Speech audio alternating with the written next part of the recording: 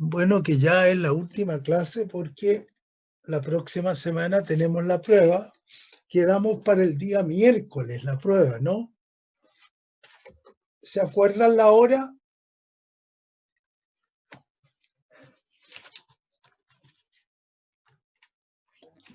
¿Al miércoles? ¿Y a qué hora el miércoles, profe? Yo no sabía eso. ¿No?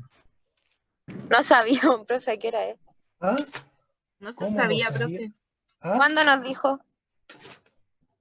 ¿Cuándo nos dijo? No nos dijo, profe. ¿No? Es para el viernes, profe. No, si hicimos todo un cambio, aparecieron unos problemas, que el jueves era feriado y la cambiamos para el miércoles, ¿se acuerdan o no? Nosotros Profe, tenemos clases los viernes, no tenemos ni clases ni un jueves. y profe, los miércoles yo trabajo, así que no puedo los miércoles. Oye, entonces me estoy confundiendo. ¿Aló? Profe, yo creo que se confundió porque no habíamos llegado a un acuerdo ¿No? respecto a eso. Ah, ya. Entonces el viernes. Sí, el Porque- viernes era. Ah, ya, es que estoy confundido entonces con otro curso que es de microeconomía, que es donde cambiaron la prueba. Entonces no he dicho nada. Es la próxima clase entonces. ¿Cierto? Sí, profe. Sí, profe.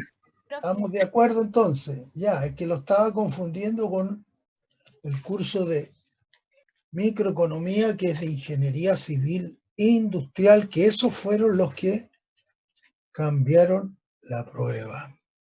¿Mm?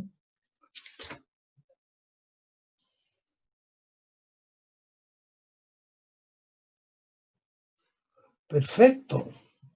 Entonces el próximo viernes, que vendría siendo el 17 de julio, ya en las últimas fechas. Ya, entonces no ha dicho nada, lo estaba confundiendo. Es que como nunca los veo a ustedes, no sé quiénes son. Si los veo otra vez, no los voy a poder identificar nunca porque no me ponen ninguna foto de ustedes, po. Están todos escondidos. Entonces, si alguna vez me encuentro con alguno de ustedes, no se preocupe si no lo saludo y lo ignoro, porque quiere decir que nunca lo he identificado como estudiante mío, po, de algún curso. Entonces ahí veo que Karen parece que algo está poniendo, Karen Soledad, ¿no? Hay algo, ¿no? Entonces, la verdad es que a veces es bueno identificarse, porque en esta cosa de la academia lo que suele ocurrir es que uno de repente, por cualquier razón, en cualquier circunstancia, necesita a veces contratar personas y cuando han sido estudiantes, uno al menos los distingue, pero si no han sido estudiantes y no los ha visto nunca, naturalmente es muy difícil considerarlo. Por eso que ojalá que en algún momento pueda alguno de ustedes verle la cara para, por si nos encontramos en otra cosa, los pueda reconocer. Y si no nos encontramos nunca más, tampoco es problema, porque eso es parte de la vida. El punto está que cuando uno necesita algo, es bueno haber conocido a alguien. Mientras no necesite, no hay ningún problema. Bien, entonces como esta va a ser ya la última clase con ustedes, vamos a intentar cubrir algunos puntos que es importantísimo que ustedes tengan claro en esta cosa de la economía. Espero también que durante este curso, que ha sido un curso muy pesado para los profesores en general, porque normalmente los estudiantes me imagino que se cansan también con todos estos diálogos que tenemos que tener en más o menos en forma incógnita, porque yo no sé a quién le estoy hablando. Tengo una serie de computadores prendidos, pero no sé si están durmiendo, si me prendieron el computador y se fueron para otra parte, o si sencillamente me están ignorando. Entonces, no sé qué ambiente realmente uno está enfrentando. Por lo tanto, no sé si les ha sido de provecho, si tienen algún comentario o alguna duda que les permita incrementar sus resultados de aprendizaje, que es lo que normalmente uno siempre logra cuando tiene una interacción más activa. Entonces ha sido un curso que ha intervenido muy poco, que ha participado casi nada y que han hecho muy pocas preguntas, lo que también se recoge como experiencia para futuros cursos de este tipo, ¿no? O a veces para poder mejorar las técnicas didácticas que se emplean, porque evidentemente de las experiencias que se van recogiendo, sobre todo en algunos ambientes universitarios, son las decisiones que también vamos tomando los profesores, ¿no? Para, obviamente, enfocar nuestros esfuerzos en otras o en determinadas direcciones. Bien, entonces hoy día vamos a hablar de varias cositas para dar término a este curso.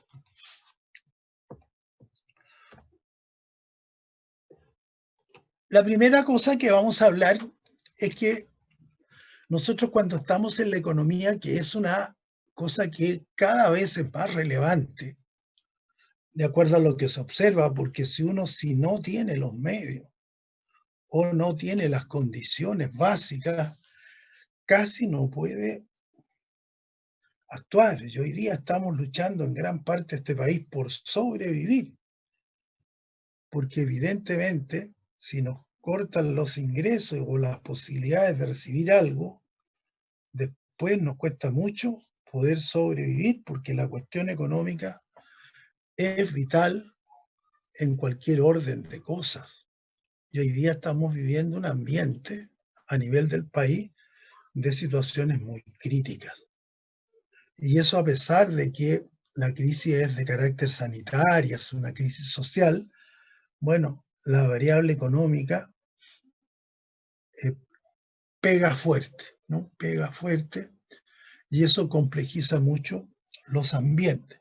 Desde el punto de vista también de las autoridades económicas, han jugado su rol, el Estado y el fisco ha puesto 12.700 millones de dólares como gasto público. El Banco Central ha dado facilidades de liquidez y crédito casi por el doble de esa cifra, 24.000 millones. Todas las autoridades y todo el país está preocupado y naturalmente la cuestión económica juega un rol principal o importante, como lo es siempre. Nada de lo que podamos o queramos hacer lo podemos hacer si no tenemos el financiamiento adecuado. O cualquier cosa que hagamos, si no tenemos una adecuada evaluación de sus consecuencias económicas, no solamente podemos quebrar como empresa, sino que podemos llegar a situaciones también críticas como personas. Entonces, siempre lo que se hace en economía involucra decisiones, acciones, intenciones y consecuencias de la forma en que interactúan los individuos, entre ellos, las personas entre ellos, las personas con las empresas entre ellas, las personas, las empresas con el gobierno, las personas, las empresas con el mercado de capitales, las personas, el gobierno, las empresas, el mercado de capitales con el sector externo y viceversa. Es decir, cómo se interactúa en una dinámica que es permanente. Por lo tanto, siempre es relevante estudiar cómo las personas actúan, cómo toman las decisiones, qué acciones emprenden, qué resultados tienen en su interacción permanente entre los distintos actores o agentes económicos. Y en el hacer de esa economía o de ese funcionamiento económico, siempre hay que tomar disyuntivas. La vida está llena de disyuntivas. La interacción del hombre como ser vivo y la mujer naturalmente, como ser vivo en interacción con un medio ambiente en un planeta Tierra, significa que alguien hace algo, se modifica ese medio ambiente que a la vez modifica a ese alguien que hizo algo. Por lo tanto, cada vez hay que tomar decisiones con consecuencias de las disyuntivas que se adoptan. Y en esas disyuntivas o alternativas hay que entender que asociada a la acción y al beneficio que significa tener una alternativa que he adoptado y que me da un beneficio con costos involucrados, hay siempre otras opciones que he desechado y que el beneficio no recibido de las acciones que he desechado es un costo porque no tengo la ganancia, el beneficio o la utilidad de haber hecho esa otra cosa. Sí tengo el beneficio de lo que estoy haciendo y el costo directo de lo que estoy haciendo. Pero para hacer lo que estoy haciendo he dejado de hacer otras cosas. Y cuando estamos en el campo económico, siempre consideramos ese costo alternativo, ese costo de oportunidad o ese costo económico que significa no tener los beneficios de aquellas cosas que no he elegido hacer y que por lo tanto no obtengo tales beneficios. Por lo tanto, siempre hay en las decisiones y en las disyuntivas una adición de costos que tiene que ver con los beneficios perdidos de aquellas cosas que he dejado hacer y que si las hubiera hecho me habrían reportado tales beneficios. La marginalidad o el análisis marginalista es tremendamente relevante en todo. Todo lo que se hace es marginal. El análisis marginalista es cuando nosotros sabemos si hacemos algo más de cualquier cosa de lo que estemos haciendo, si vivimos un minuto más, si en ese minuto el beneficio de haberlo vivido supera el costo de haber tenido que vivirlo. El beneficio de producir una unidad más en una empresa supera el costo de haber incurrido para generar esa unidad más de producto. Si el Producto Interno Bruto de un país se incrementa porque los trabajadores trabajan más y el costo de haber tenido que trabajar, que se mide en términos de un salario real, es lo que efectivamente correspondía pagar o percibir por ese producto adicional. Todas las decisiones que tomamos son en el margen, es decir, de lo que queremos lograr más allá de lo que tenemos, si el beneficio de ese logro permite financiar el costo para conseguir ese logro. Por lo tanto, todas las personas racionales, que suponemos que son la mayoría, entendiendo también que muchos de nosotros toman decisiones irracionales en muchas partes, basta entrar a un supermercado en condiciones normales y comprar un montón de cosas que no se pensaba comprar y quedar con el presupuesto acotado por la irracionalidad de haber comprado a lo mejor en un momento cosas que nos entusiasmamos y que nos lesiona un presupuesto. O comprar a veces un producto de marca que parece ser el mismo que otro que vale un tercio. Decisiones que introducen alguna irracionalidad siempre en todos nosotros. Pero en términos generales, los seres humanos somos seres que se dicen racionales. Por lo tanto, si se piensa racionalmente, inteligentemente, en términos marginales, es decir, todo lo que hago se justifica porque el costo de haberlo hecho es menor que el beneficio, que lo que he hecho significa que estoy actuando con una cierta racionalidad.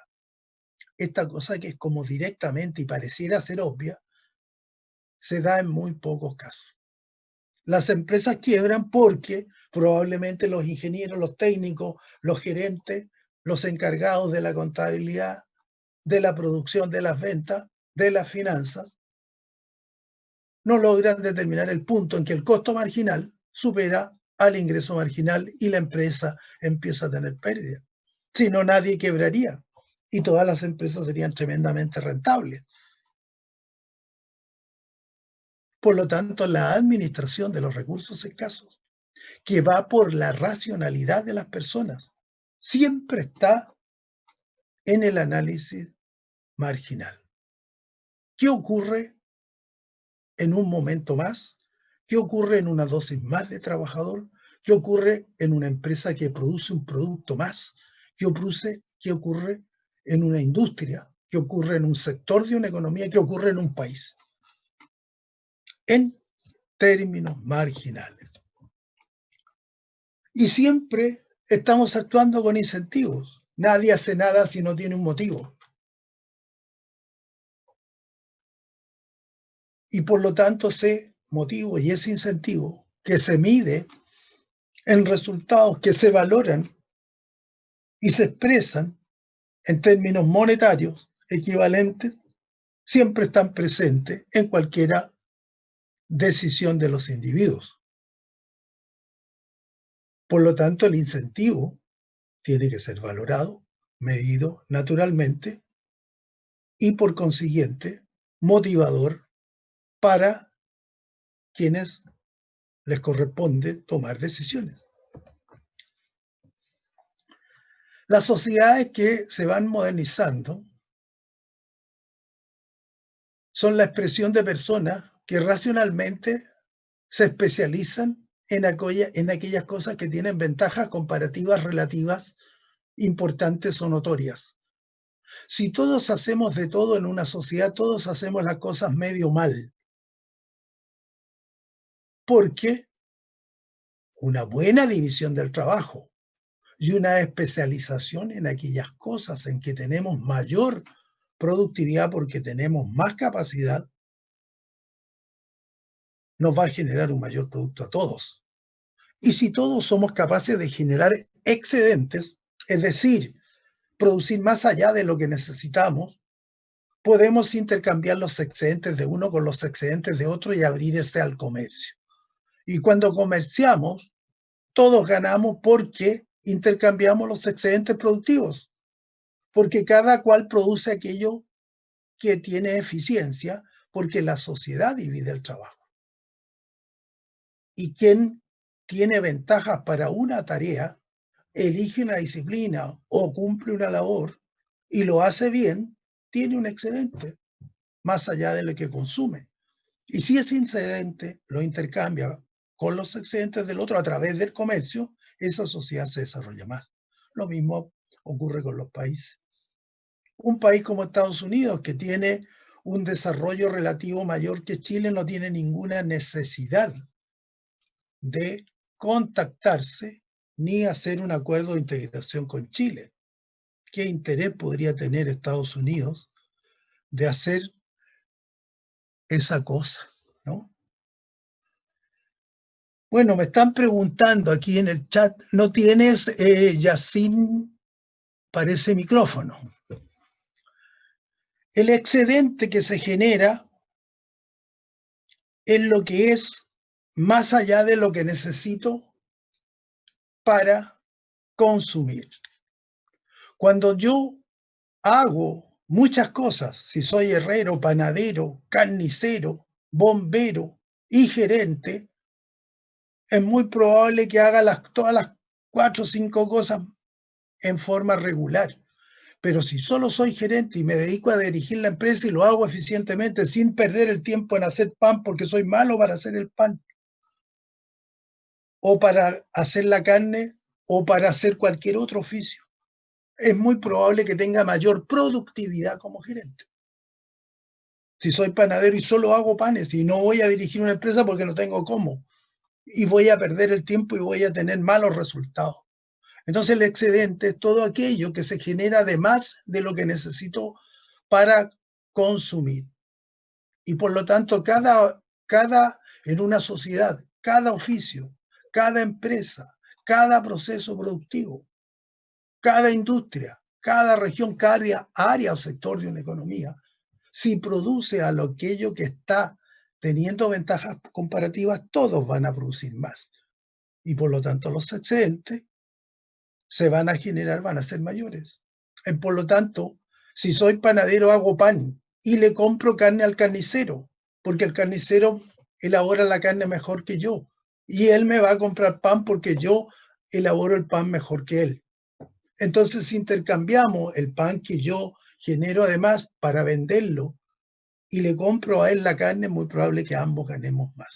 Y estaba diciendo lo mismo para los países. ¿Por qué? Porque un país como Estados Unidos no tendría ninguna necesidad de relacionarse con un país pequeño como Chile. No tiene ningún interés nunca un país de desarrollo económico relativo de relacionarse con otro país. Nosotros no vamos a hacer mejores relojes que los suizos. Por lo tanto, ¿qué es lo que hacen los países cuando se integran? Descubren que algunas cosas les sale más cara a ellos producirlo en términos relativos porque los costos en esos países son mayores y compran las mercancías de aquellos otros países cuyos costos de producción son menores. Y a la vez le venden los productos que ellos han elaborado e intercambian sus excedentes.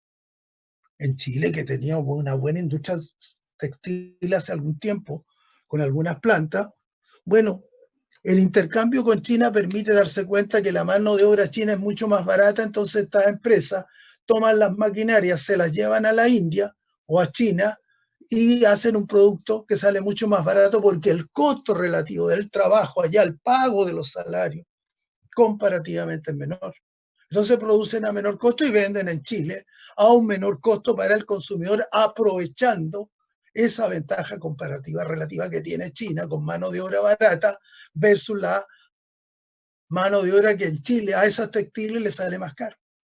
Entonces se hace un producto afuera, por lo tanto se importa desde China, el consumidor nacional compra a un menor precio y cada país se especializa en aquello que tiene ventajas comparativas relativas para producir.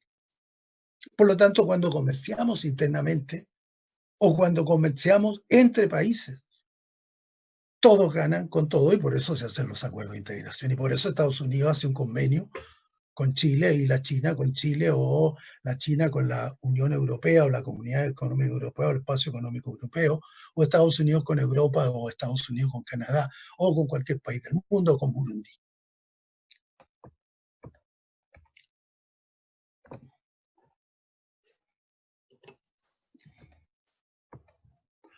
Bien. ¿Qué hemos visto también cuando miramos a la economía? Que cuando funcionan los mercados es una buena forma para organizar la actividad económica. ¿Por qué? Porque cada cual hace lo que dijimos, ¿no? Como división del trabajo se especializa, intercambia excedentes con otros en los mercados. Los oferentes y demandantes se encuentran en los mercados. Y en los mercados, sin que cada cual intervenga en el precio, permite fijar un precio en que todos ganan. Y por algo se transan racionalmente las cosas.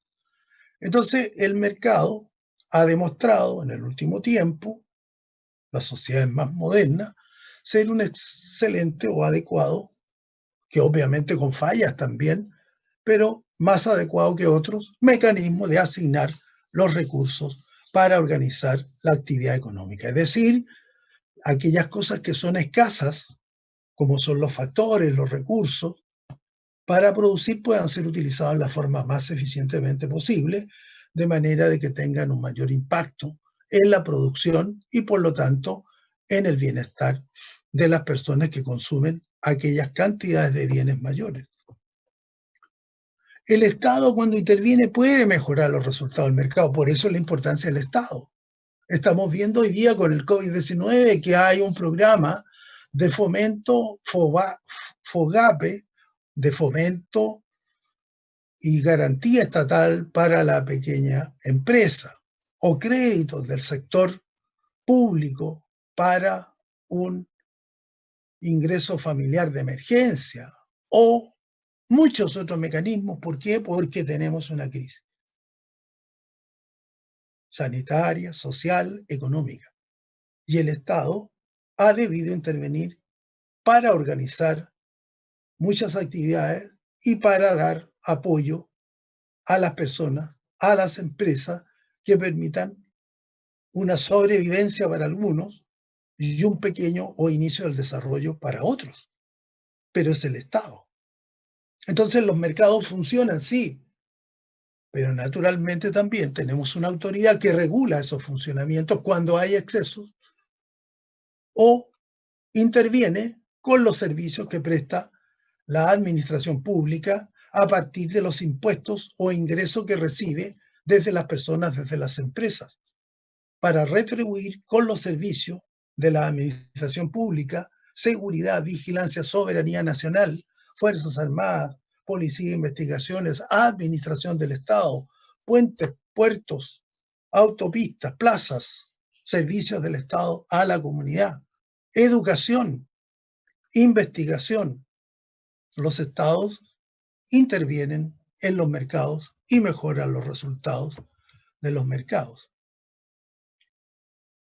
El nivel de vida de una persona, de un país, de una empresa, de un sector, depende de la producción de bienes y servicios que sepamos capaces de generar. Porque en la medida que vamos a producir bienes y servicios, necesitamos factores productivos para poderlos generar. Y al contratar esos factores productivos, estamos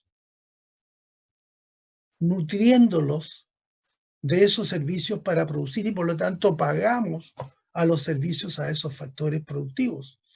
Con el pago de esos factores productivos, los dueños de los factores productivos, que son siempre las familias, personas, consumidores demandantes o unidades económicas domésticas, prestan servicios a las empresas o unidades productivas. Las empresas pagan los factores o los servicios prestados por los dueños de los factores productivos, quienes perciben ingresos y esos ingresos los gastan para comprar las producciones, bienes y servicios finales que entregan las empresas. Por lo tanto, la capacidad depende de lo que se produce. El Producto Interno Bruto, que es la sumatoria de todos los bienes y servicios finales en una economía, es lo que mide el desarrollo relativo de un país. Por eso que es importante el PIB. Si se emite demasiado dinero, aquí está puesto el gobierno. La verdad que no es estrictamente el gobierno, sino que hablemos del Estado. El Estado en general, porque el que emite dinero es un banco central y el Banco Central no es parte de un gobierno, es una institución autónoma de los gobiernos. Pero el Estado, cuando emite demasiado dinero, va a provocar presiones de demanda, aumento en el poder adquisitivo de las personas, que si eso se da, van a recurrir a los mercados para comprar bienes y servicios. Pero si no están las producciones consecuentes, suben los precios y se genera una inflación. Entonces una emisión de dinero inorgánica sin respaldo productivo es un daño para un país, toda vez que las personas perciben ingresos, van a los mercados, no está toda la producción, suben los precios, por lo tanto la emisión de dinero fue regresiva para las personas porque a raíz de que los precios han subido, con los mismos ingresos pueden comprar menos cosas. De esa forma, entonces, siempre la sociedad se enfrenta a una disyuntiva entre tener inflación y desempleo. Porque para bajar los precios, cuando hay inflación, es que hay que contraer la producción. Se produce menos. ¿Por qué se produce menos? Porque los factores productivos son más caros. Y si se produce menos, hay menos producto. Y si hay menos producto, es que se contrata menos factores y hay menos empleo. Y al haber menos empleo se recibe menos ingresos. Y al haber menos ingresos se gasta menos. Y al gastar menos se vende menos la producción, por lo tanto se vuelve a producir menos. Entonces, es bien importante entender que hay una relación inversa entre el alza sostenida y continua del nivel general de precios, que es la inflación, y el costo necesario para contenerla, que es el desempleo de los factores productivos. Bien, entonces en estas dinámicas generales, que son, como siempre, cuestiones siempre presentes en la economía, tenemos los agentes económicos. Y ahí tenemos lo que hemos denominado un modelo del flujo circular de la renta o del ingreso, es decir, cómo la renta, cómo el dinero fluye entre los distintos actores, lo que nos permite entender en forma muy global elemental o directa un funcionamiento simplificado de una economía. Por lo tanto, si nosotros consideramos la interacción de los principales agentes económicos. Perdón, Karen. Adelante, Karen.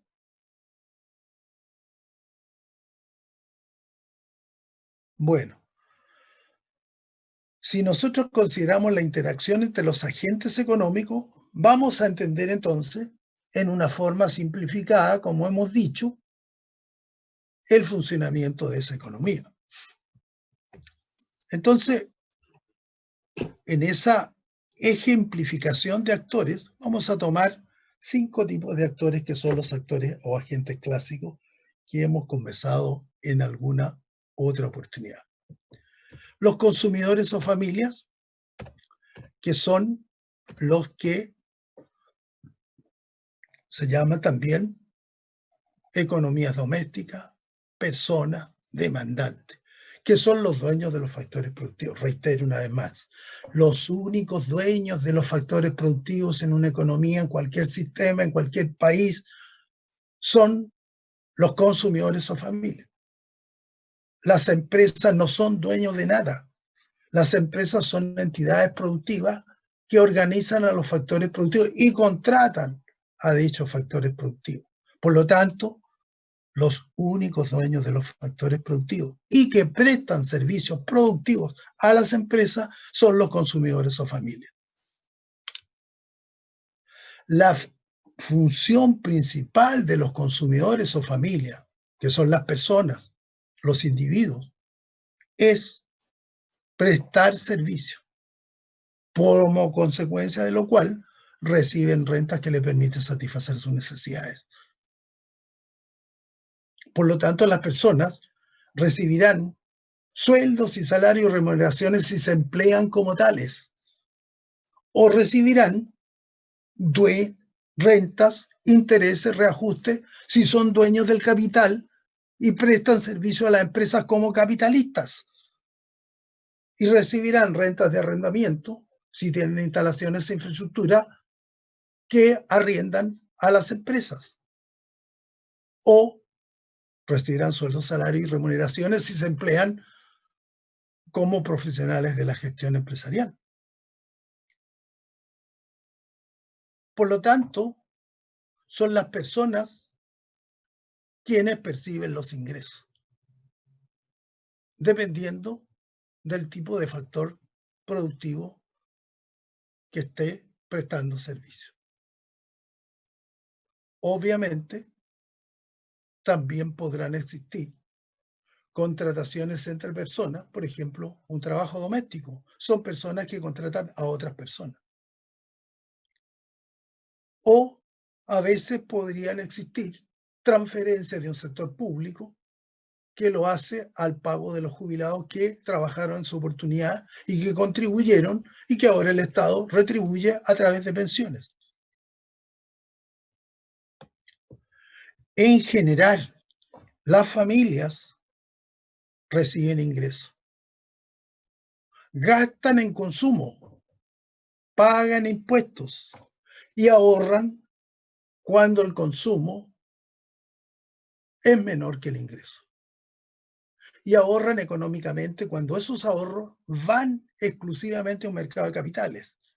Si alguien ahorra creyendo que guardando bajo el colchón en una bóveda o en una caja fuerte el dinero y lo saca en 2 años más, ese dinero vale lo mismo. Pero como los precios han subido, va al mercado y no puede comprar lo mismo, porque perdió la rentabilidad que habría ganado si hubiera ido a un mercado de capitales. Por lo tanto, el ahorro económico es todo aquel que entra a un mercado de capitales, a un proceso de ahorro para transformarse posteriormente en inversión. Y es la inversión productiva la que genera crecimiento del producto y genera actividad. Un segundo gran agente son las empresas o productores. ¿Quiénes son las empresas o productores? Las entidades, instituciones que organizan a los factores productivos. Las llamamos también unidades de producción. Y las organizan de forma tal que cumpliendo con una función de producción, con un modo de producción, con un método de producción, contratan tantas unidades de cada factor para generar el producto de esa empresa, de esa industria, de ese sector económico, de ese país. Por lo tanto, lo que hacen las empresas es organizar a los factores productivos, combinar la cantidad de factores productivos para generar producto. El sector ahorro-inversión, que es el mercado de capitales, es un sector que busca canalizar los fondos provenientes del ahorro de los diferentes agentes o actores de un sistema económico y canalizarlos hacia la inversión productiva, que es la que permite el crecimiento. Si nosotros tenemos un ahorro determinado y lo llevamos a un banco, ese banco no lo puede guardar en su bóveda, lo va a reinvertir, lo va a colocar en otro banco, quizás, o lo va a destinar a producir algo. Los bancos normalmente van moviéndose en el mercado financiero por diferencial de tasa, es decir, lo que le pagan a los ahorrantes que depositan y por lo tanto los bancos captan fondos es menor de lo que reciben de las colocaciones que hacen de sus inversiones financieras y por diferencia de intereses de lo que perciben con lo que colocan respecto de lo que deben de pagar por lo que captan, se financia la actividad bancaria. Y esa cadena puede ser enorme y larga, la cadena financiera. Y al final, esa cadena financiera, para que tenga algún sentido, tiene que generar un bien de capital. Una maquinaria, un equipo, una estructura residencial, inmobiliarias, algo que se venda, una industria, una ciudad, que permita, al ser vendida, financiar toda la cadena de interés. De lo contrario, las finanzas no existen. Las finanzas no tienen ningún sentido si no hay un bien real, un bien económico, que al final de la cadena de inversiones se traduzca en algo que permite financiar toda la cadena de intermediación financiera que opera por diferencial de tasas. Si al final la economía no produce ningún bien real, tienen que cerrar todos los bancos porque no tiene ningún sentido.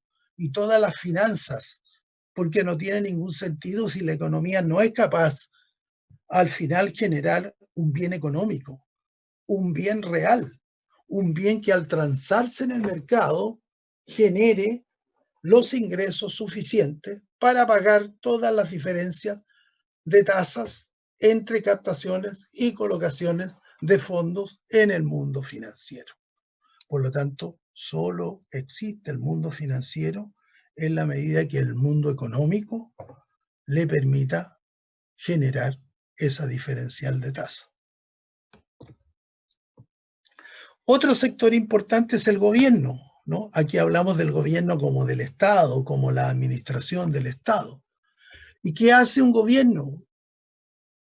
Que se llama también sector público, sector fiscal, administración pública, recibe fondos provenientes de los impuestos que pagan las personas y las empresas y administra un presupuesto de un país con esos fondos que se llaman ingresos del Estado y luego los gasta para dar servicios de la administración pública, los servicios que benefician a todas las personas y empresas que han hecho sus aportes. Y obviamente entonces el sector gobierno o Estado gasta los ingresos percibidos por las personas y por las empresas. ¿Y cómo los gasta? Pagando a las Fuerzas Armadas por la soberanía de un país, pagando a las instituciones de carabineros, investigaciones, seguridad interna, construyendo puentes, aeropuertos, carreteras, parques, instalaciones, industrias, dando educación estatal, generando investigación estatal. todos los servicios que recibe una comunidad de un Estado. ¿Por qué? Porque ha sido financiado con ingresos o tributos que todos contribuyen para después ese Estado retribuir a la comunidad toda los servicios de la administración pública. El sector externo, otro agente importante, que representa a todo el resto de otras economías con las cuales nosotros hacemos compras. Y para poder hacer esas compras, nosotros vendemos, porque vendiendo y exportando tenemos las divisas en moneda extranjera suficiente como para hacer las compras que tenemos. Intercambiamos excedentes entre países a través del comercio exterior.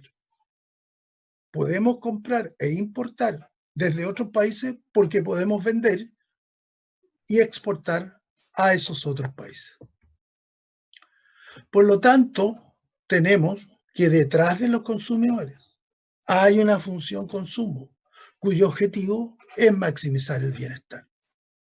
Detrás de las empresas hay una función producción, cuyo objetivo es maximizar los beneficios, pagando a los factores productivos lo pertinente. Hay un sector ahorro-inversión, cuyo objetivo es canalizar eficientemente los fondos provenientes del ahorro hacia la inversión productiva.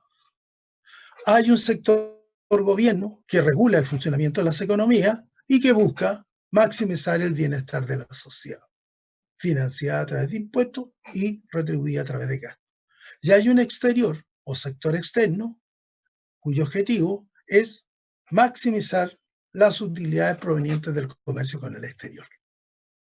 Que todo lo que vendemos permita al menos financiar a lo que necesitamos para comprar. Entonces, estas interrelaciones que hay entre los distintos agentes se dan perfectamente, mutuamente y en forma permanente. Lo que compran los consumidores es lo que venden las empresas, nada más ni nada menos. Por lo tanto, todo lo que se produce en una economía que funciona se vende porque alguien lo compra. Y para haberlo producido, hubo que contratar factores productivos necesarios para producirlo. Y esos factores productivos prestaron servicios que son remunerados con los cuales se compran las producciones generadas por ese proceso productivo. Todos los impuestos que pagan los consumidores y las empresas vuelven a la sociedad,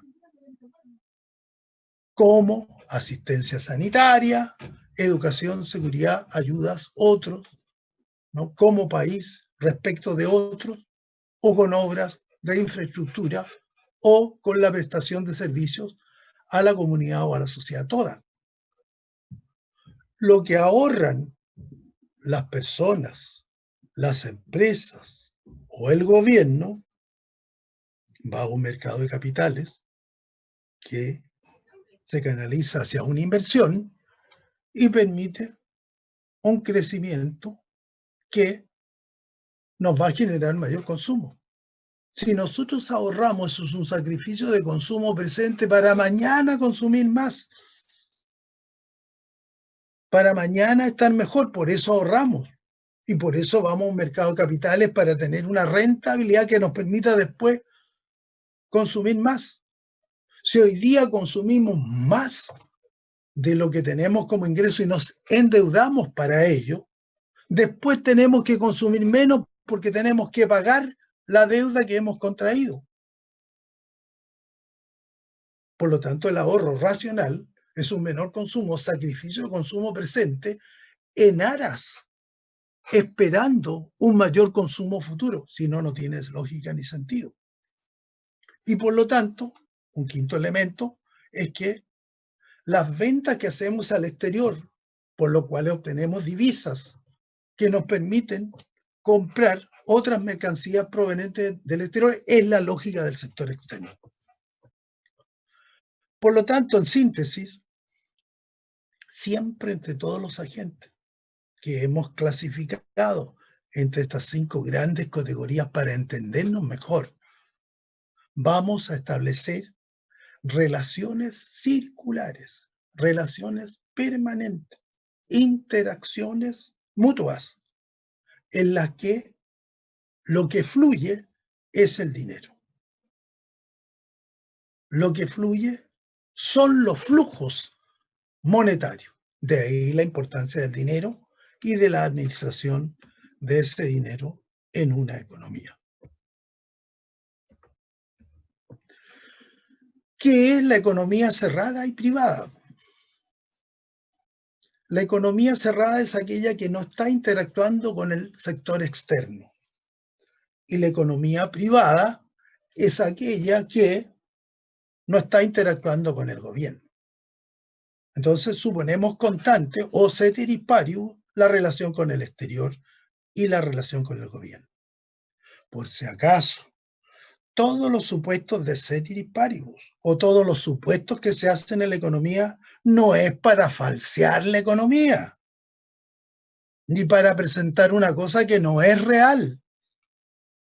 Los supuestos se hacen para profundizar en el análisis. Los supuestos se hacen es que todas las variables que están actuando simultáneamente se dejan constantes para ver en profundidad la relación entre las variables relevantes. Porque en una etapa posterior del análisis se incluyen todas las variables que se suponían constantes y se incluyen en el análisis, nunca se dejan excluidas y se incluyen para profundizar aquello que ya se ha profundizado en lo fundamental. El concepto de ceteris paribus es un supuesto enormemente útil en el desarrollo científico y tecnológico. La ciencia se hace de esa manera. Cuando se experimenta en un laboratorio, se definen condiciones para ver que las composiciones tengan las reacciones que se quieren estudiar. Y luego se van extendiendo a otros ambientes en otras condiciones en la medida que se requiera ampliar ese fenómeno o ese estudio. Por lo tanto, cuando decimos una economía cerrada privada, es para ver qué ocurre entre las empresas y las personas en profundidad sin que intervenga un gobierno y sin que intervenga un sector externo. Porque después sí que los vamos a hacer intervenir cuando tengamos claro lo que ocurre en una economía cerrada y privada. Entonces, ¿qué ocurre en una economía cerrada y privada? Algo que ya hemos dicho. Dueños de los factores productivos, consumidores o familias. También se llaman demandantes, ya dijimos, unidades económicas domésticas. Y las empresas son los organizadores de los procesos productivos, por lo tanto contratan factores. Y venden bienes y servicios a las personas. Entonces, ¿qué empieza a pasar entre esta interacción entre personas y empresas? Y entre los agentes en general. Hay un flujo real y hay un flujo monetario. ¿Qué es un flujo real? Bienes, servicios, factores. ¿Qué es un flujo monetario? La valorización de esa interacción real.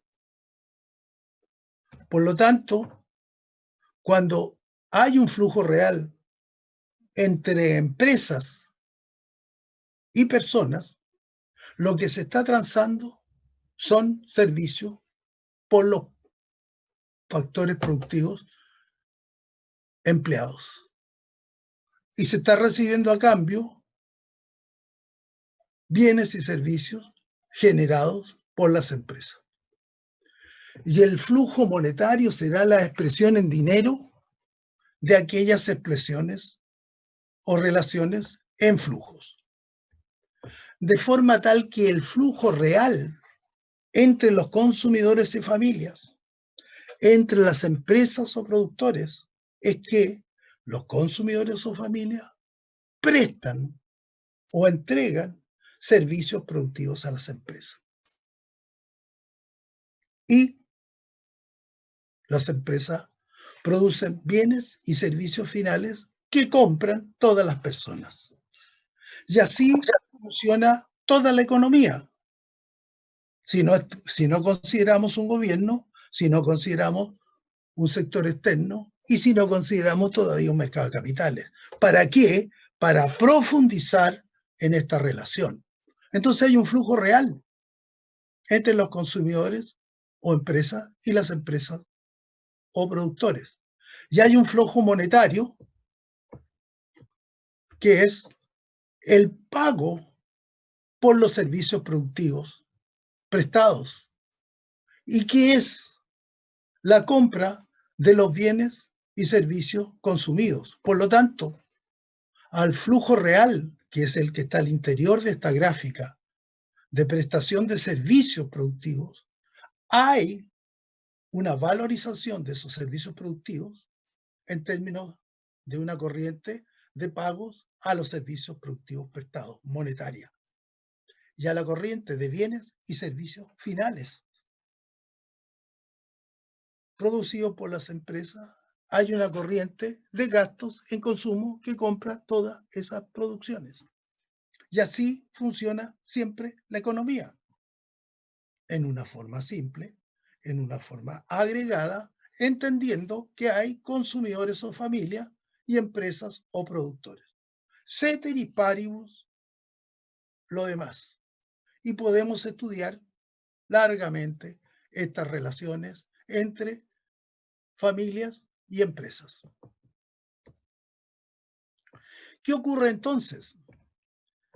Que todo lo que se produce puede ser registrado. Todo lo que se produce será el producto de una economía. Y todo lo que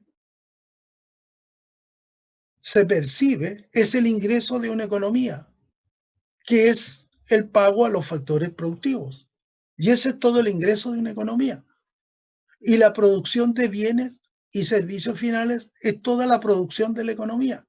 Y el gasto que se hace del ingreso para comprar la producción, que se llama el gasto, es todo lo que se gasta en una economía. Por lo tanto, el producto es igual al ingreso y es igual al gasto, siempre, en forma repetitiva y definida en términos tan sumaria y resumida como lo hemos planteado en el gráfico recién visto.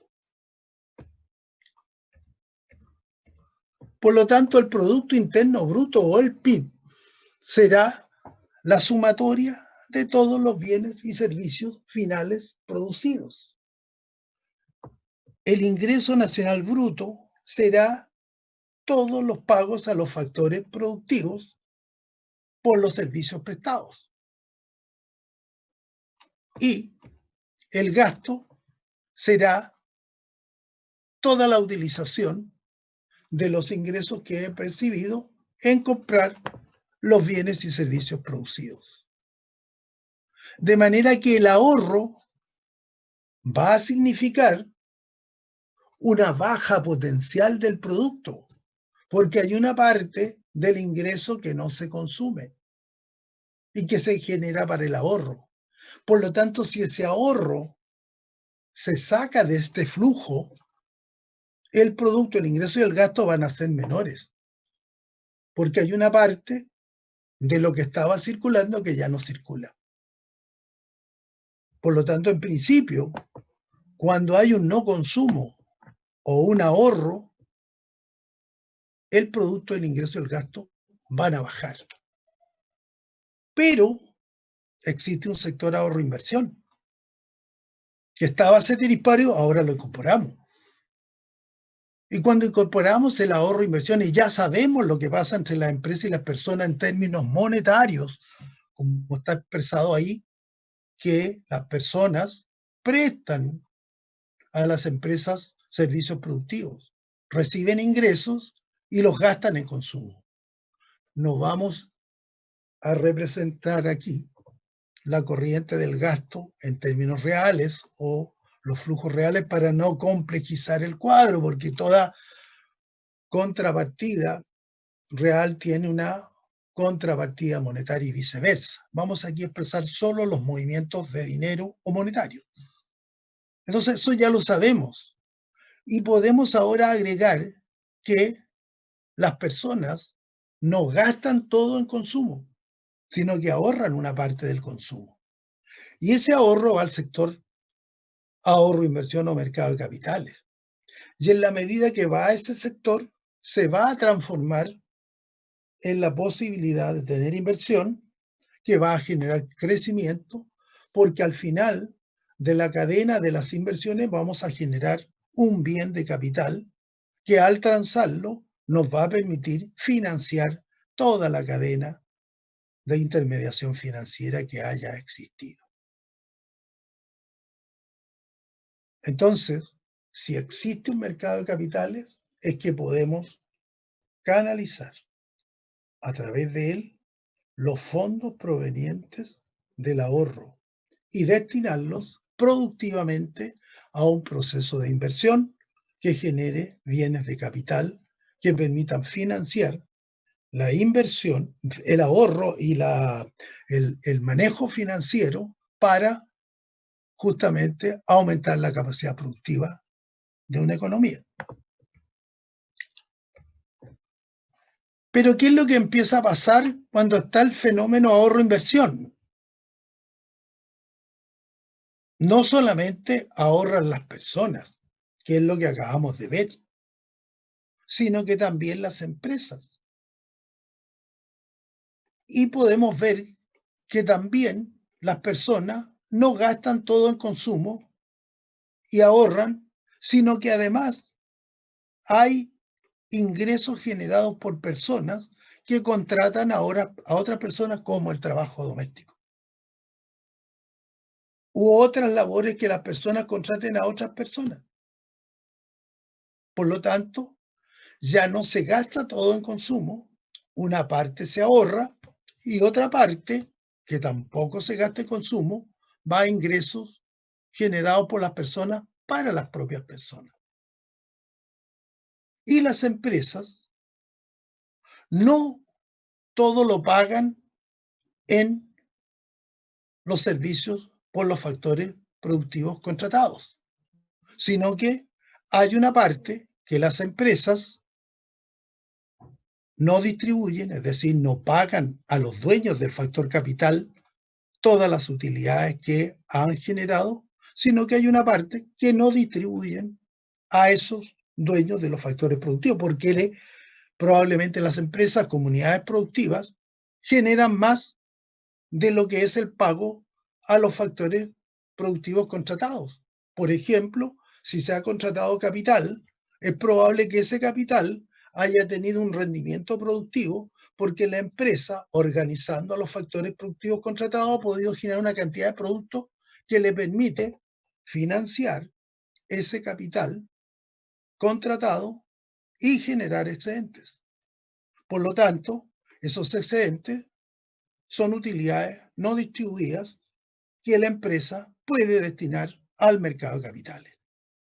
Y las empresas, por otro lado, también, al producir, deterioran su capacidad productiva, deterioran sus maquinarias, sus industrias, sus equipos, sus instalaciones. Y por lo tanto se deprecia ese capital, que tiene que reponerse con una inversión de reposición para que efectivamente mantenga una capacidad productiva deteriorada por el uso en el proceso productivo. Por lo tanto, también hay una corriente de depreciación que va destinada a una inversión de reposición que permita mantener esa capacidad productiva. Por lo tanto, también va al proceso ahorro-inversión. Y se dan cuenta que en los mercados de capitales ya está entrando el ahorro de las personas, las utilidades no distribuidas de las empresas y la depreciación, que entra a los mercados de capitales.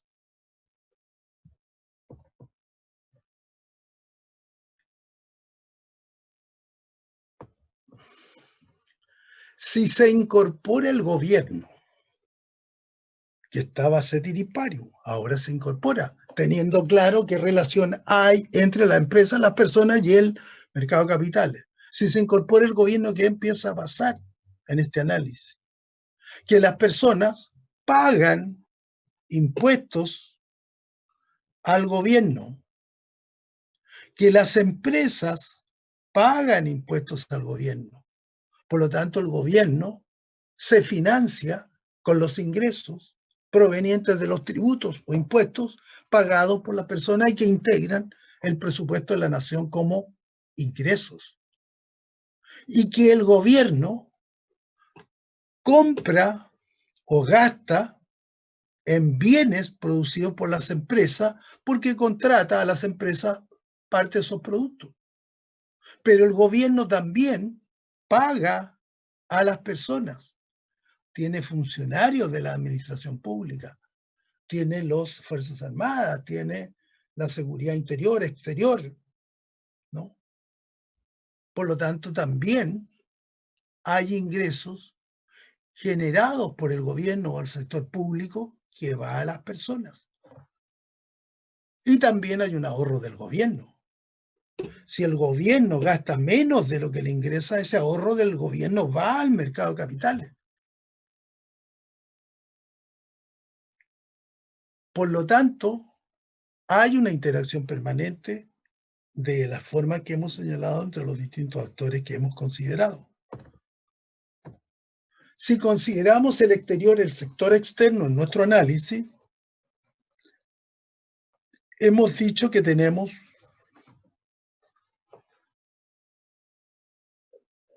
exportaciones, que son las ventas que nosotros hacemos, por lo tanto salida física de mercancía, pero entrada de divisa. Por lo tanto, ahí hay solamente una sola fuente de entrada de divisa, que es la exportación, que genera ingresos para las personas, para las empresas, principalmente. Pero gastamos en internaciones o importaciones. ¿Quiénes gastan? Gastan las empresas, porque compran insumos importados. Gastan en importaciones las personas, porque compran bienes desde el exterior o producidos por otra economía, y importan también el gobierno. Tenemos los flujos con el exterior. Obviamente, en un esquema muy simplificado del funcionamiento de una economía pública cuando se incorpora el gobierno, y abierta cuando se incorpora el sector externo. Bien, ¿se entiende esto? ¿Alguna duda? ¿Alguna pregunta? Espero que hayan entendido, al menos en forma simplificada, cómo es la interacción entre los principales agentes económicos, que son 5 y que hemos visto cómo interactúan entre ellos. ¿A qué hora tenemos el break? ¿Es a las 3? Sí, profe, a las 3. Ya, nos quedan unos 20 minutos. Oye, ¿ustedes tienen alguna pregunta, tienen algún comentario, alguna duda, algún diálogo? Porque la verdad que yo hablo harto y debe ser cansador para ustedes escucharme a mí, y cansador para mí tratar de enseñarles a ustedes. Por eso que me gustaría que hubiera alguna pregunta, alguna cosa que alguien quiera plantear. Aquí me dice Ignacio Yacín que se entiende bien, pero ojalá que tengan duda o algún comentario. Y ojalá que ustedes aprendan como químicos farmacéuticos, economía. Yo conozco, como les he dicho, a varios de sus colegas, a muchos quizás, y siempre andan con problemas de duda para el funcionamiento de las economías. Por lo tanto, mientras ustedes puedan aprender lo más que puedan de estas cosas que después les afectan a todos en forma significativa, la aprenden pronto, la aprenden bien y las usan, se van a simplificar algunos problemas que van a tener siempre, por lo que a mí me toca ver, observar. Por eso que aprovechen bien, ojalá, estas asignaturas. Bien, nos queda un poco, entonces vamos a seguir si no hubiera alguna duda o alguna pregunta. Pregúntenme algo para escucharle por último las voces que tienen.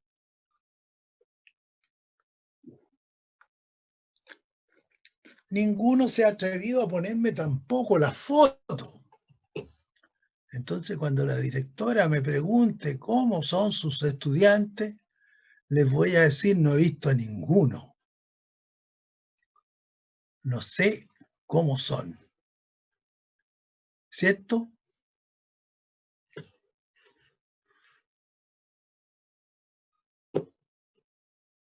Bien.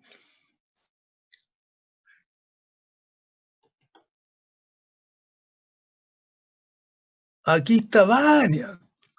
Qué bueno, Vania, conocerte, Consuelo. Muy bien, chiquilla. Siempre es importante al menos verla. Ya sé que al menos cuando vea a Vania, en algún momento dado, al menos la saludaré y se la puedo ayudar con mucho gusto. ¿Cierto? Porque ya sé que ha estado conmigo en un curso. También a Consuelo. Es importante eso, a veces haberse visto en alguna vez. Todos necesitamos de todo en algún momento dado, entonces a veces es bueno tener un diálogo personal con identidad que permita al menos interactuar. Bueno, vamos a seguir en este curso y vamos a ver lo que llamamos un modelo simple de economía cerrada. Economía cerrada, ustedes saben ya que no tiene sector externo. Y vamos a decir que los mercados se vacían cuando hay un pleno funcionamiento de los mercados, que es algo muy profundo. ¿Por qué? Porque cuando un mercado se vacía es cuando la oferta vendió todo porque los demandantes le compraron todo y quedó vacío el mercado. Cuando el mercado del trabajo se vacía es cuando todas las personas que querían trabajar encontraron trabajo. Cuando un mercado de capitales se vacía es cuando todos los que demandaban fondos para inversión encontraron fondos provenientes del ahorro y los que querían ahorrar encontraron dónde colocar esos fondos. O cuando se compra y se interactúa con el exterior, todo lo que se quería comprar desde el exterior se pudo comprar porque pudimos exportar y generar divisa para poder financiar nuestras compras. Entonces, la idea de que los mercados se vacíen y que funcionen todos los mercados es muy positiva para poder naturalmente crecer. Entonces, un mercado tiene dos lados, un lado de la oferta y un lado de la demanda. Y cuando está en equilibrio es cuando ambas funciones se encuentran y establecen alguna condición que posibilite ese equilibrio, que es fundamentalmente precios, que equilibran la oferta con la demanda. Entonces, en una economía por el lado de la oferta, siempre está el mercado de factores, es decir, los factores productivos necesarios para producir. Y por lo tanto, la determinación del nivel de producción que esos factores son capaces de generar y de la renta que se produce porque esa producción se vende o se compra en los mercados. Entonces, desde el lado de la oferta, siempre miramos la función de producción, el mercado de factores y la forma en que se remuneran los factores productivos. Y desde el lado de la demanda es el destino al cual se orienta la producción generada. ¿Y a qué se orienta? Al consumo, a la inversión y al gasto público. Entonces, la demanda agregada de una economía sin sector externo es el consumo más la inversión y el gasto. Si agregamos el sector externo, será más exportaciones, menos importaciones. Y el equilibrio estará tanto en el mercado de bienes reales como en los mercados de capitales financieros o monetarios. Y así podemos explicar el funcionamiento de una economía cerrada, ¿no?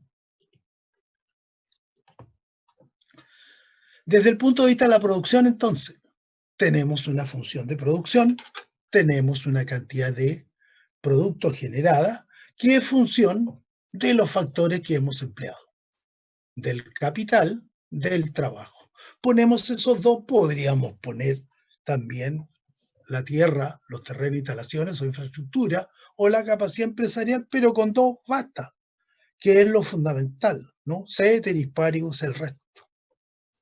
Y tenemos una función de producción, en donde vamos a dimensionar la contribución que hace en el producto la cantidad de capital que usemos o el trabajo que usemos, de acuerdo a una función que es el nivel de organización de esos factores productivos para generar producto y que se llama tecnología. Por lo tanto, la forma en que organizamos los factores productivos para generar productos es lo que llamamos la tecnología y siempre vamos a considerar en nuestro análisis el mejor desarrollo tecnológico posible de lograr en cada nivel que estemos. Y al menos rendimientos constantes a escala. ¿Por qué? Porque en la medida que los factores se incrementan y ese mismo incremento se logra en el producto, al menos la economía se está manteniendo en un nivel de desarrollo. Naturalmente, si los factores productivos tienen rendimientos crecientes, se va a generar incrementos en el producto en forma más que proporcional que en el incremento de los factores. Entonces, tenemos por el lado de producción, la función de producción. Y obviamente tenemos siempre una cantidad fija de capital y trabajo porque tenemos una dotación determinada de factores productivos en nuestros análisis. De esa manera podemos ver en qué medida somos más productivos, que es lo que realmente nos interesa, con nuestra dotación de factores productivos. Por lo tanto, el Producto Interno Bruto de una economía será función, dependerá de la cantidad de factores productivos que usemos y de la tecnología. Entonces vamos a producir lo que la dotación de factores usados con una de tecnología que es la mejor que existe, nos permita generar. ¿Qué ocurre con la distribución del ingreso? ¿Cuál es una distribución del ingreso justa? Aquella que retribuye con el pago al factor productivo por el servicio que ha prestado en relación a su aporte al producto. Por lo tanto, cuando se paga a un factor trabajo, se está pagando un salario. Hemos dicho remuneraciones, sueldo, salario, en general salario. Ese es el precio que recibe el dueño del factor productivo trabajo, que es un trabajador. Y la tasa de interés será el precio que recibe aquel capitalista que pone capital. De manera que la tasa en que arrienda o presta el capital es el precio del capital. Por lo tanto, el dueño del factor productivo trabajo, trabajador, va a recibir sueldos, salarios, remuneraciones de acuerdo a su aporte. Y el dueño, persona, familia, consumidor, demandante, que presta capital, recibirá la tasa de interés o de alquiler o de préstamo o de costo del capital necesario a través del precio del capital, que es la tasa de interés. ¿Qué ocurre en el mercado laboral? Hay una demanda de trabajo. ¿Quiénes demandan trabajo? Las empresas. ¿Quiénes ofrecen trabajo? Los trabajadores. ¿Hasta qué punto la empresa demanda trabajo? Hasta el punto en que la productividad marginal de cada trabajador o el último trabajador contratado permite esa productividad financiar el salario que se paga, el salario real, el salario en términos no nominales, sino que en términos reales. De manera tal que la empresa va a estar en equilibrio en el mercado de trabajo y va a demandar trabajo hasta el punto en que el producto marginal de los trabajadores o del último trabajador contratado permita financiar el costo en que esa empresa o productor ha incurrido para contratarlo. Es decir, cuando el producto marginal resultante financia el costo de haberlo producido, es decir, el salario real. El producto marginal ya lo vimos en términos de la función de producción a lo largo del curso. En la medida que aumentamos los trabajadores, vamos creciendo, nos vamos estacionando y luego decrecemos por la ley de rendimientos decrecientes. Por lo tanto, la productividad marginal del trabajo, por esta ley de rendimientos decrecientes, va a decrecer en el mediano y largo plazo. Y esa productividad marginal del trabajo es la que,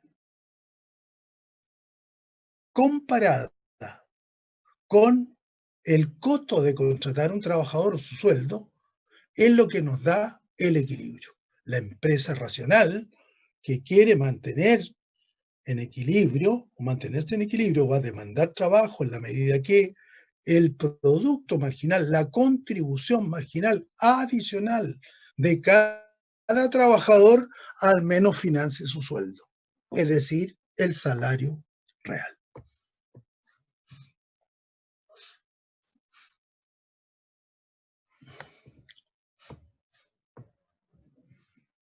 Por lo tanto, la demanda de trabajo será la productividad marginal del trabajo.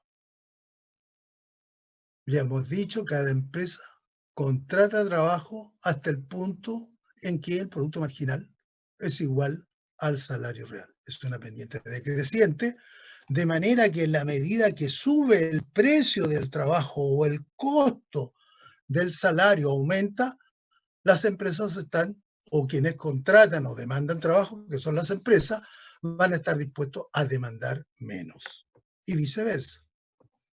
Y la oferta de trabajo entonces será una vertical, que significa que ante distintos niveles de salario, los trabajadores están dispuestos o no a trabajar. Probablemente un trabajador que está desempleado va a trabajar a cualquier nivel, aunque el salario real sea bajo. Pero un trabajador para cambiarse de trabajo a lo mejor va a requerir un salario que sea más alto. Y existirán algunos trabajadores que tienen un nivel de salario real tan alto que ya no quieren trabajar más.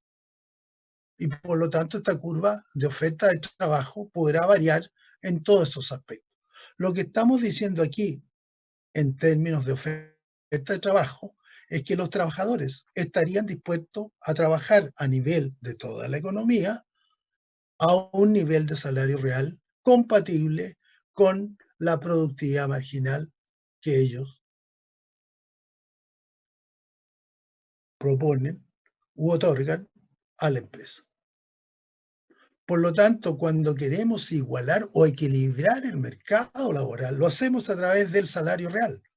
Si el salario real equilibra ese mercado del trabajo, significa que ese mercado se está vaciando porque toda la demanda de trabajo que tienen las empresas es satisfecha con la oferta de trabajo que están dando los trabajadores a ese nivel de salario real.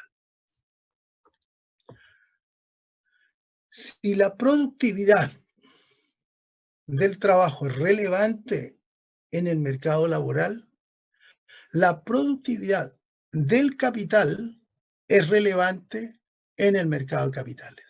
La productividad del capital medida a través de la tasa de interés. Y aquí tenemos entonces ahora una demanda por capital que tiene también una productividad marginal decreciente,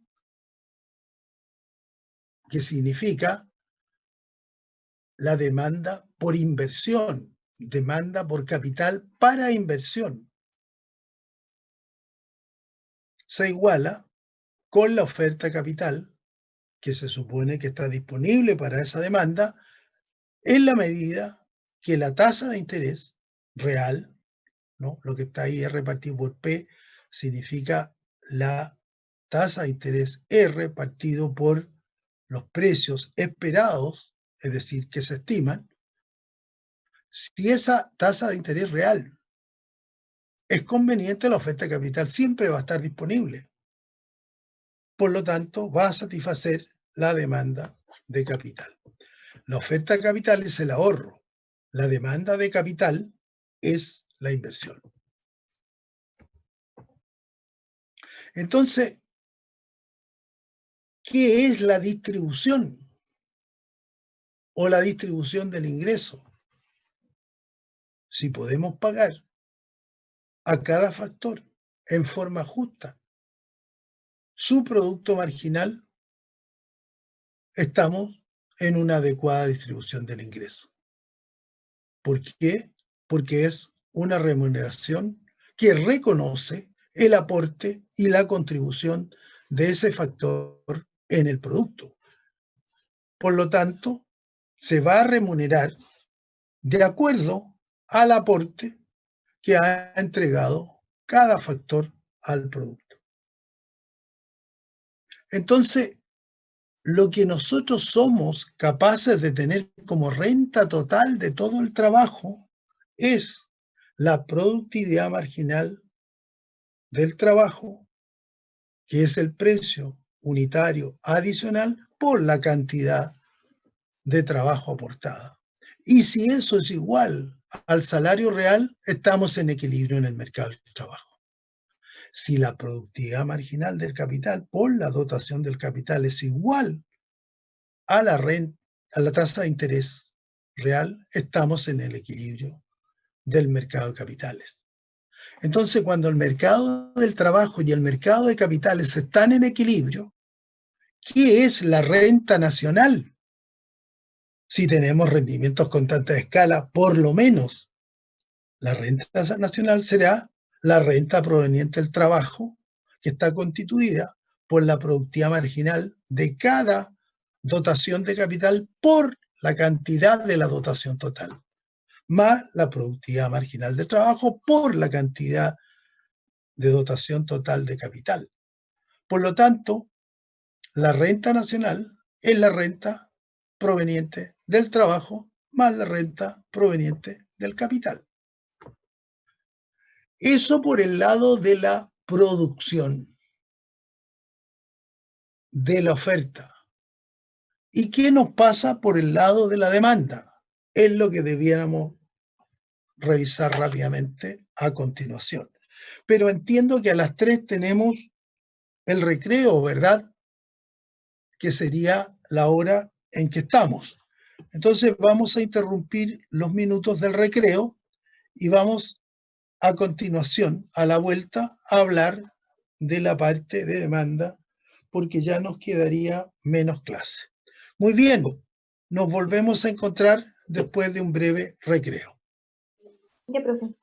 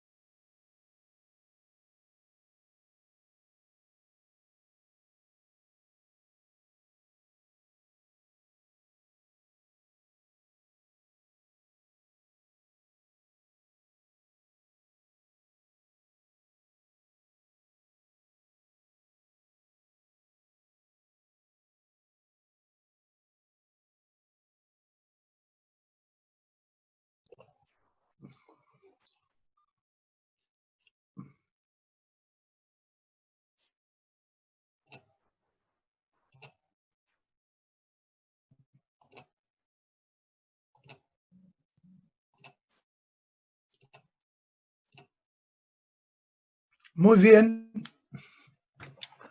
Estamos de vuelta entonces. ¿Me escuchan bien el audio? Sí, profe. Ya, Vania. ¿Sí? Perfecto. Vamos a seguir entonces. Cualquier cosita que ustedes Profe. tengan duda, me interrumpen. Sin Profe. ningún... Adelante. Que yo llegué atrasada. Ah. ¿Cómo te llamas tú, chiquilla? Ignacia Catrileo. Ignacia Catrileo. Sí. Profe, yo también. O sea, llegué cuando empezó, pero ya había pasado. Listo. ¿Cómo te llamas tú? Andrea Paredes. Andrea Paredes. Ya, Andrea. ¿Alguien más? Sí, profe, Carolina Sánchez, porfa. Carolina Sánchez. Ya. ¿Quién más? ¿Alguien más? Yo, profe, Nicole Leiva. Nicole Leiva. Ya, Nicole. ¿Quién más? Está Cristian Ibarra, Álvaro Jiménez, Santiago Sepúlveda, Cristian Valenzuela. Esos son los que faltarían. 4. Cristian Valenzuela acá, profe. Cristian Valenzuela. Lo enganchamos. ¿Quién más? Está Meilén Fortinio, ¿no? Ya. Bueno, vamos a entrar entonces en esta segunda parte de la clase de hoy. Vimos entonces hace algún rato por el lado de la oferta agregada, por el lado ahora de la demanda agregada, la demanda de toda la economía. Vamos a decir que hay algunos componentes importantes. La oferta es lo que se produce de bienes y servicios finales, todas las empresas, todo lo que se genera en una economía. Y la demanda es lo que se requiere o en qué se gasta lo producido. Y en qué se gasta, por lo tanto, los ingresos percibidos por los servicios prestados por los factores productivos para generar el producto. Y se gasta en consumo, que es la demanda de bienes y servicios. Se gasta en inversión, que es la demanda de bienes de inversión. Y se gasta por el gobierno o consumo público, gasto público, por bienes y servicios del gobierno. Eso desde el punto de vista de una economía cerrada. Si queremos agregar el sector externo para que esté más completo, podremos decir que la demanda agregada es el consumo, más la inversión, más el gasto, más las exportaciones, menos las importaciones. Y ahí tendríamos una economía pública y abierta. Entonces ya sabemos que la producción tiene que ver con el conjunto de bienes y servicios finales producidos y la combinación de capital y trabajo en una función de producción. Y por el lado entonces de la demanda, el consumo más la inversión más el gasto, que es en qué ocupamos los ingresos que hemos recibido por los servicios prestados a la producción. Entonces, una función consumo, sabemos que depende del ingreso. Y el ingreso disponible es el ingreso percibido menos los impuestos que hemos pagado. Por lo tanto, el consumo es función del ingreso. ¿En qué proporción? En la medida de la propensión marginal a consumir. Es decir, ¿qué parte de una unidad adicional de ingresos destino al consumo? Si la propensión marginal es 0.6, significa que por cada nivel de ingreso que recibo, el 60% lo destino al consumo y el 40% restante al ahorro.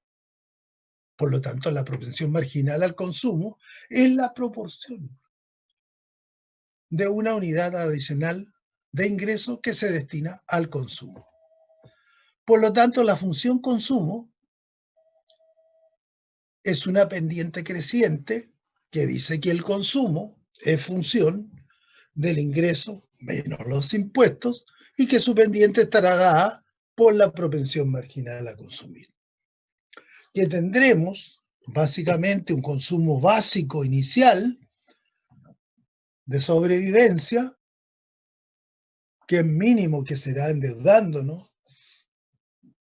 No hay ingreso, pero vivimos o sobrevivimos, endeudándonos probablemente, y luego, en la medida que aumente el ingreso, podemos consumir más.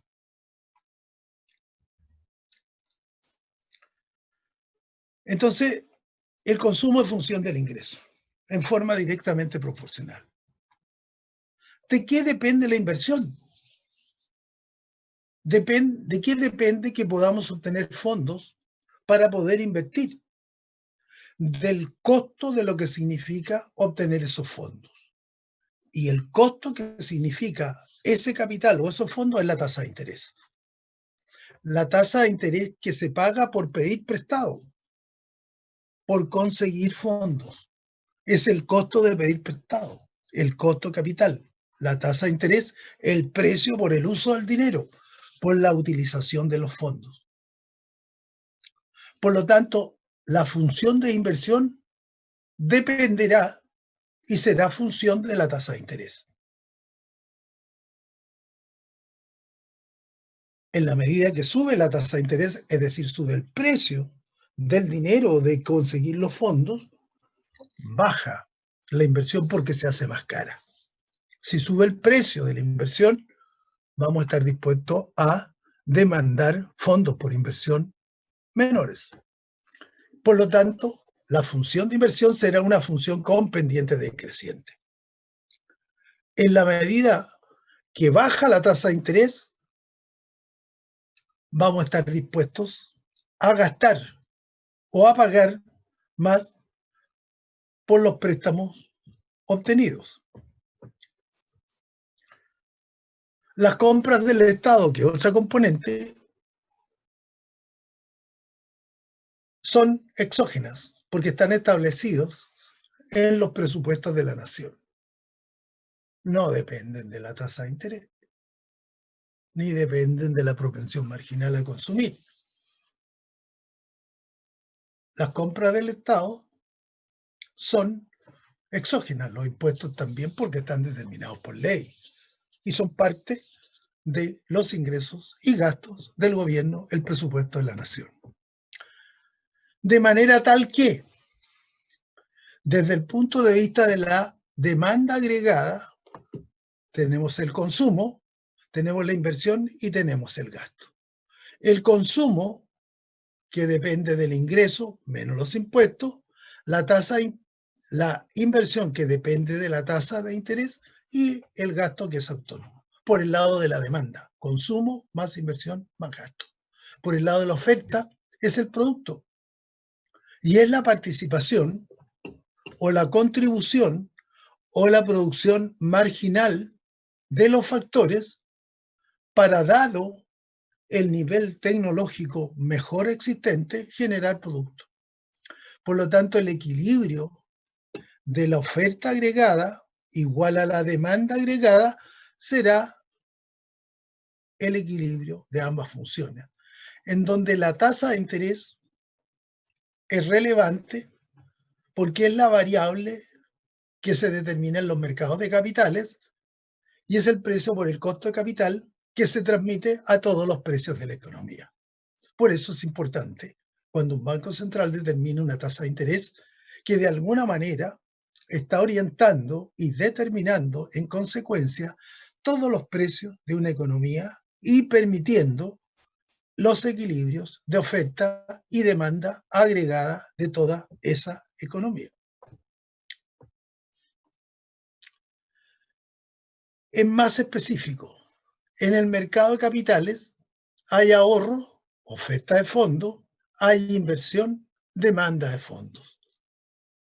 Y en ese mercado de oferta y demanda de fondos, el precio de los fondos se rige por la tasa de interés. La tasa de interés real, aquella libre de inflación. La demanda por fondos de inversión, demanda de capitales, proviene de la inversión. Depende negativamente de la tasa de interés. Ya dijimos, en el caso que aumentan los precios, estamos dispuestos, el precio por el uso del capital, estamos dispuestos a demandar menos capital porque es más caro. Por lo tanto, la curva de inversión es también la curva de demanda de capitales. La curva de demanda por inversión dependiente de la curva de interés, de la tasa de interés. Por eso es la pendiente decreciente. En la medida que baja el costo o el precio por el uso del dinero, el costo del capital, la tasa de interés, vamos a tener mayores posibilidades de inversión. Y el ahorro es fundamentalmente el sacrificio de consumo presente. Y por lo tanto, lo llevamos a los mercados de capitales. Y por lo tanto, vamos a poder tener rentabilidad del mismo y posibilitar la inversión que genera el crecimiento. Los ahorros, con un poco más de detalle, tienen distinta procedencia. Podrán ahorrar el público, las personas, las familias, que es el ingreso disponible, el ingreso menos las transferencias, menos el consumo, sacrificio, consumo presente. Y podrá ahorrar también el gobierno o el sector público, en la medida que los impuestos sean mayores que los gastos, es decir, los ingresos mayores que los gastos. De manera que el ahorro nacional es la sumatoria del ahorro privado y el ahorro público. Y básicamente entonces podemos decir que el ahorro nacional, la S significa saving. Saving, por si acaso, que es ahorro en inglés. Es igual al ingreso menos el consumo menos los gastos. Es decir, si hay un excedente entre impuestos y gastos en el presupuesto público, es un ahorro nacional que va al mercado de capitales. Si consumimos menos como personas de lo que son nuestros ingresos, hay un ahorro privado que va al mercado de capitales. Desde el punto de vista presupuestario, vamos a tener un superávit presupuestario si hay un ahorro público, si los impuestos son mayores que el ingreso, que los gastos. Y tendremos un déficit presupuestario cuando una autoridad fiscal, gobierno, gasta más de lo que le ingresa. Obviamente, si eso está equilibrado, se llama un presupuesto equilibrado. Normalmente, los gobiernos tienen que financiar los déficits públicos. Lo importante es con qué lo financian. Si lo financian con emisión monetaria, en la medida que tengan un banco central que sea dependiente de un gobierno, van a generar inflación. Y van a generar condiciones más negativas. Por eso la autonomía del Banco Central, entre otras cosas. ¿Y cómo se financia? Emitiendo bonos. Emitir bonos significa título, emitir deuda. Los privados compran esa deuda porque después, obviamente, esperan recibir del fisco la deuda más los intereses y reajustes de esos bonos o de esa deuda o pagarés comprados. Por lo tanto, una forma de financiar la deuda pública cuando hay un déficit presupuestario es emitiendo bonos del Tesoro o bonos de ese país.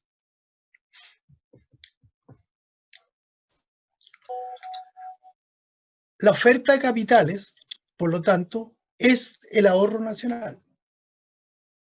Es lo que desde las personas, desde el gobierno o desde las empresas, va a los mercados de capitales para responder a la demanda de capitales. Y por lo tanto, el nivel de inversión de equilibrio será aquel en que se iguala la demanda por inversión con la oferta de inversión o la oferta proveniente del ahorro en el mercado de capitales a una determinada tasa de interés, a un determinado precio. Y ese precio que iguala la oferta con la demanda en el mercado de capitales es lo que llamamos la tasa de interés real de equilibrio. Por lo tanto, la tasa de interés es un precio que es tremendamente importante para el equilibrio de los mercados de bienes y servicios, de los mercados de factores productivos, de los mercados de capitales. Bien, si hay déficit público, como sería lo que se presenta en este caso,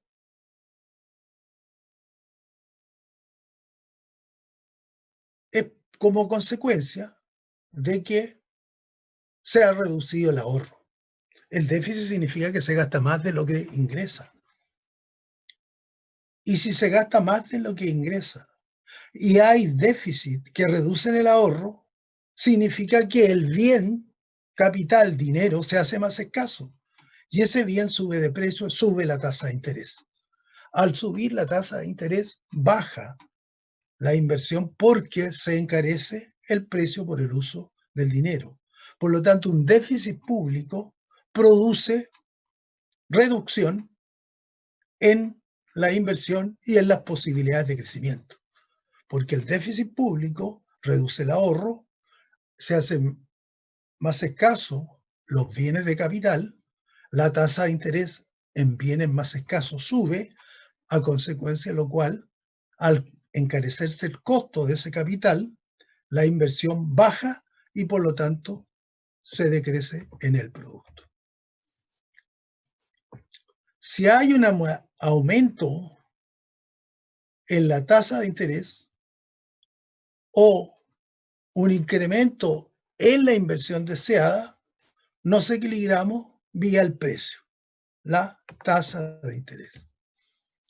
Bien, creo que en general hemos visto algunas cosas fundamentales para entender que lo que podemos producir depende de los recursos que tengamos, las cantidades de capital y trabajo que hay en la economía para producir en una función de producción, dado el más alto nivel de tecnología.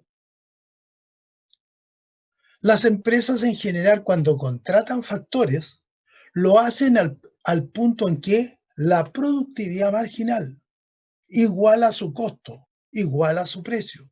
Cuando el producto marginal del trabajo es igual al salario real, o cuando el producto marginal del capital es igual a la tasa de interés. Si tenemos rendimientos constantes a escala, vamos a mantener un nivel de producto. ¿Por qué? Porque será la renta del capital más la renta del trabajo las que conforman la renta total. Desde el punto de vista de la demanda agregada, vamos a entender que todo lo que producimos en una economía se utiliza para consumir, invertir o comprar por parte del Estado. Y que quien regula la oferta y demanda tanto de los bienes y servicios reales como de los capitales o fondos prestables es la tasa de interés. Cuando ahorramos menos, sube la tasa de interés. Hay más escasez de dinero, sube la tasa de interés, cuesta más invertir, se disminuye la inversión y decrece el producto. Bueno, con eso tenemos una mirada de cómo puede funcionar en términos específicos y simplificados una economía. Bien, les voy a presentar ahora, para ya ir cerrando el curso porque nos van quedando como 20 minutos de clase, lo que es el informe de política monetaria de junio de este año, el último, del Banco Central que es una institución importante y que de alguna manera refleja un análisis de lo que está pasando en la economía. Este es un informe que se genera 4